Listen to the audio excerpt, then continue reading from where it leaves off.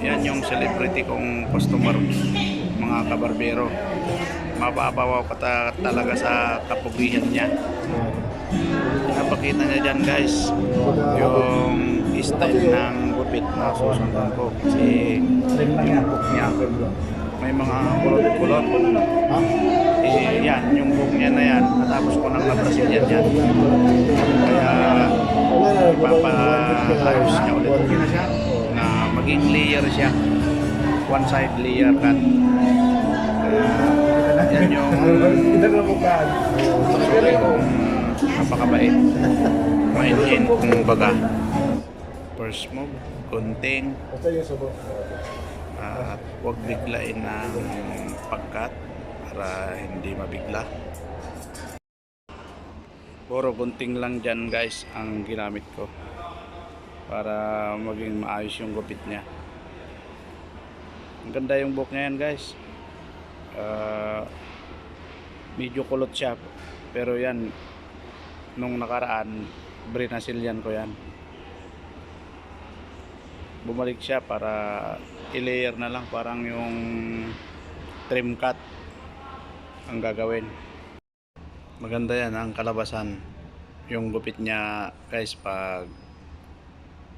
Pagkatapos makikita nyo din yan. Mainhin na customer yan guys, pangiti-ngiti lang. Ang bait niyan na customer ko.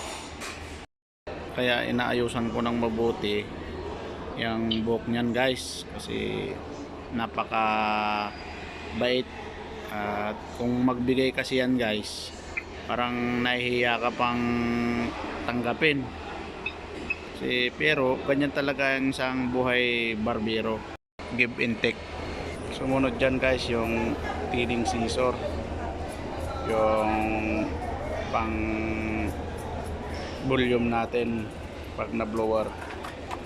Saka huwag basta-bastang gumagamit ng thinning scissor mga kabarbar kung saka yung buhok niya ay sobrang kulot, ganon. Kahit huwag mo nang gamitan ng thinning scissor, depende na lang sa'yo kung gagamitan mo. Saka dun lang sa bandang makapal, ganon. Sa paggamit ng thinning scissor guys, yung kung alam mo lang na hindi na ibabagay sa buhok niya, doon mo lang tirahin. Paikot yan guys na ginamitan ko ng thinning scissor para lalabas yung ganda ng gupit natin pagkatapos ma-blower. Sumunod dyan yung line na ginamitan ko ng labaha para lalabas yung forma ng gupit.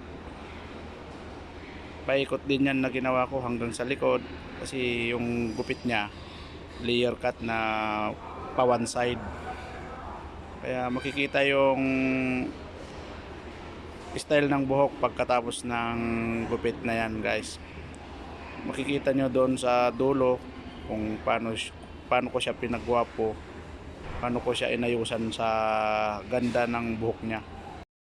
Yung iba binalikan kong tinining scissor kasi hindi pantay yung iba.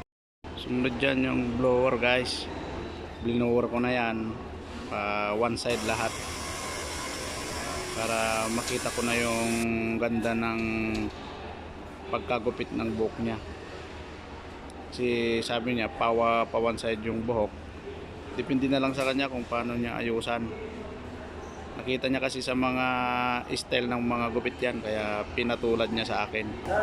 Ayan, tapos na, kunting massage para naman masiyahan yung customer natin pagkatapos natin gupitan. Kung natin basta-basta iniiwan mga kabarbero, kunting hilot naman para malay mo magustuhan niya, babalik-balikan ka niya.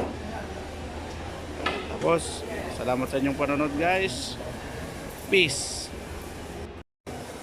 Let's go na siya.